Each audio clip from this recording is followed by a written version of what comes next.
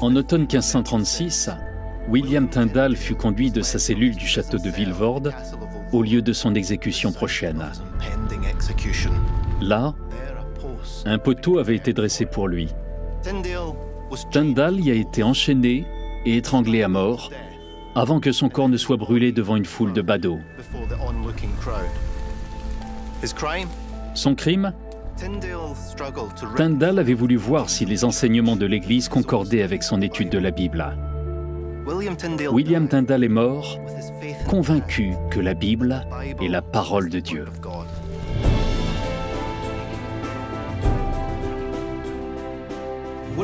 William Tyndale a été le premier à vouloir traduire la Bible à partir des langues originales vers l'anglais. Tyndale est né vers la fin du XVe siècle. Il était originaire du Gloucestershire, mais il a eu la possibilité d'étudier à Oxford et de devenir prêtre. Au XVe siècle, on opposait une vive résistance à l'idée de rendre la parole de Dieu accessible au commun peuple. À l'église, les gens entendaient la Bible en latin et le prêtre l'interprétait pour eux. Ils ne disposaient jamais directement de la Bible. Tyndale n'a pas été autorisé à faire cette traduction en Angleterre. Il a demandé à l'évêque de Londres la permission de traduire le Nouveau Testament en anglais à partir du texte original grec, mais cette permission ne lui a pas été accordée. L'opposition à la traduction de la Bible était si forte que Tyndale écrira plus tard qu'il n'y avait nulle part où l'effectuer en Angleterre. C'est ainsi qu'avec l'aide de commerçants favorables à sa cause, Tyndale a fui en Allemagne, où il allait pouvoir plus facilement travailler sur sa traduction en anglais du Nouveau Testament. En 1525, sa traduction était achevée et prête à être imprimée. La suite de l'histoire se trouve à la Bibliothèque nationale de Grande-Bretagne à Londres. Dr Karen Limper-Hertz, conservatrice en chef de la bibliothèque, va nous aider à la découvrir. On a ici un exemplaire unique de la première édition du Nouveau Testament de Tyndale, imprimé à Cologne en 1525. Le fragment de Cologne est le seul vestige connu de la première édition du Nouveau Testament de Tyndale. Le fait qu'il s'agisse d'un fragment indique combien l'entreprise était périlleuse. Un jour où l'imprimeur avait trop bu, il a révélé qu'il était en train d'imprimer une version pro-luthérienne du Nouveau Testament en anglais pour un certain William Tyndale. Les autorités en ont eu vent et ont perquisitionné l'imprimerie. Tyndale et ses associés se sont enfuis jusqu'à Worms et voilà tout ce qu'il nous reste aujourd'hui. Le fait qu'il n'ait pas pu aller plus loin que Matthieu révèle à quel point cette entreprise était dangereuse. La première édition complète de la traduction des Écritures grecques chrétiennes de Tyndale a finalement été imprimée à Worms en Allemagne en 1526. Environ 3000 exemplaires ont été imprimés.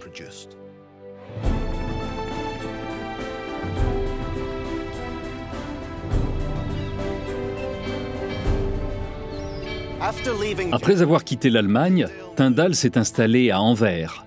Cette ville grouillante d'activité était idéale pour Tyndale. L'imprimerie y était florissante et son port animé permettait que ses livres atteignent les lecteurs en Angleterre.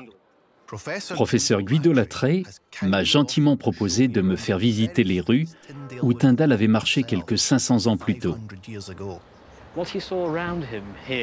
Il a observé que les gens du commun peuple avaient accès à la Bible en néerlandais. Il voulait qu'il en soit de même en Angleterre. Si l'on voulait introduire discrètement, mais à grande échelle, des Bibles en Angleterre, il fallait les faire partir du plus grand port d'Europe du Nord. Il n'était pas facile de faire passer des Bibles volumineuses et grand format. Alors des feuilles volantes de petite taille étaient amenées dans des endroits comme celui-ci, dans des caves ou des hangars, puis elles étaient glissées entre des pages d'ouvrages autorisés de plus grand format. Les minuscules pages de la traduction de Tyndale étaient ainsi dissimulées. À Londres, quelqu'un devait avoir l'œil. « Ah tiens, ce lot porte une marque. Il faut que je fouille ces livres pour trouver les pages de la Bible de Tyndale. » Il existait près de 30 000 exemplaires de la Bible de Tyndale vers la fin de sa vie.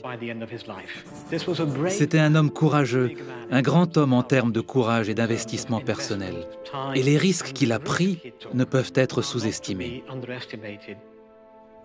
William Tyndale a été emprisonné ici, à Vilvoorde, au nord de Bruxelles.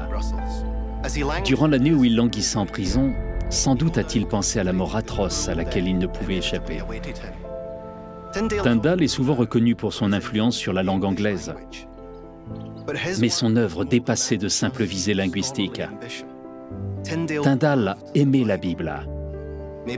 On pourrait peut-être même dire de lui qu'il partageait les sentiments du psalmiste, qui, parlant de la parole de Dieu, a dit « Combien j'aime ta loi ». Malgré cette opposition acharnée, la Bible et la sagesse qu'elle renferme ont survécu jusqu'à ce jour. Une transmission fidèle des paroles de ses rédacteurs. Rien d'étonnant que tant de personnes aient attaché autant de valeur à la Bible.